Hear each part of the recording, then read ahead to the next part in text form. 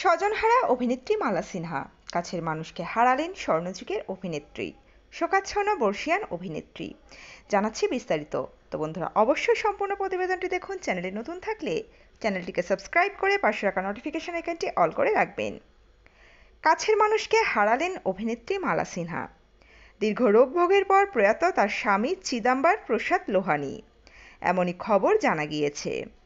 সংবাদ মাধ্যম সূত্রে খবর, বেশ কিছুদিন ধরেই বার্ধক্যজনিত রোগে ভুগছিলেন চিদাম্বর প্রসাদ।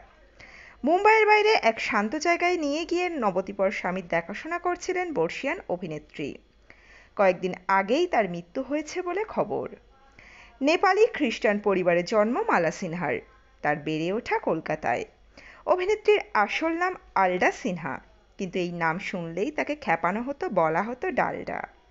এর জেরেই নিজের নাম পাল্টে বেবি নাজমা রাখেন অভিনেত্রী। পরে সিনেমার জগতের জন্য মালা সিনহা নামটি ব্যবহার করেন তিনি। তবে অভিনেত্রী নয়, প্রথমে গায়িকা হতে চেয়েছিলেন মালা সিনহা। অল ইন্ডিয়া রেডিওর শংসাপত্র পাওয়া গায়িকা তিনি, তবে নায়িকা হিসাবেই বেশি পরিচিতি পেয়েছেন। 5-এর দশক থেকে 7-এর দশক পর্যন্ত চুটিয়ে অভিনয় করেছেন মালা সিনহা। পিয়াসা, আনপার, দিল তেরা দিওয়ানা, গুমরাহা, হিমালয় কি গোদ মে, আঁখের মতো বহু হিন্দি ছবিতে অভিনয় করেছেন তিনি। বাংলা ছবির তালিকায় রয়েছে কবিতা, শহরের ইতিকথা, পৃথিবী আমার চাই, লুকোচুরির মতো সিনেমা। 1994 সালে মুক্তি পাওয়া জিত সিনেমায় শেষবার দেখা গিয়েছিল 87 বছরের এই তারকা অভিনেত্রীকে।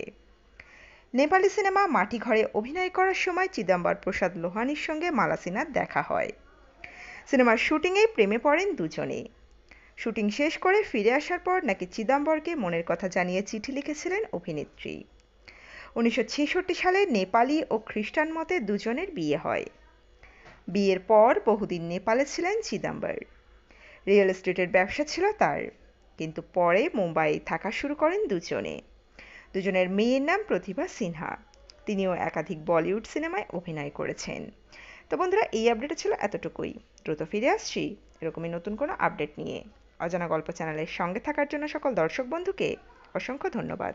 দেখতে থাকুন, চোখ রাখুন অজানা গল্প চ্যানেলে।